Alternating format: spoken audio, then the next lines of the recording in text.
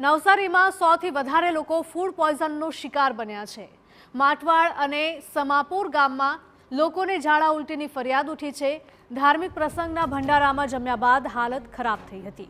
સૌથી વધારે 70 જેટલા બાળકોને અસર થઈ છે, ત્યારે આરોગ્યની ટીમે અસરગ્રસ્તોને સારવાર આપી હતી। મહાપ્રસાદ બનાવનાર કોન્ટ્રાક્ટર સામે સવાલો ઉઠ્યા છે। મટવાડ અને સામાપોરમાં મહાપ્રસાદ બનાવનાર એક જ કોન્ટ્રાક્ટર છે।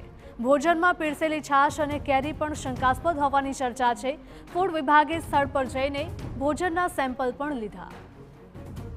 સંવાદદાતા નિલેશ જોડાયા છે વધુ અપડેટ સાથે। નિલેશ, નવસારીની આ ઘટના છે, 100થી પણ વધારે લોકોને ફૂડ પોઈઝનની અસર થઈ છે। હિરલ, જે સમગ્ર ઘટનાક્રમ છે, ગત રોજ જે કંઈક ધાર્મિક કાર્યક્રમ હતો એ દરમિયાન આ ઘટના ઘટી છે। એમાં ખાસ કરીને 100થી વધુ લોકોને સારવાર આપી છે અને રજા પણ આપી દેવામાં આવી છે, પરંતુ સૌથી વધુ અસર જે છે બાળકોમાં જોવા મળી રહી છે। અને જે કંઈક બનાવનાર જે કંઈક રસોઈયો હતો, જે કેટરર જે હતો, એને કયા પ્રકારના જે કંઈક જે કેરીનો રસ હતો એ અને છાશ પીરસી હતી એ દિશામાં તપાસ શરૂ કરી છે।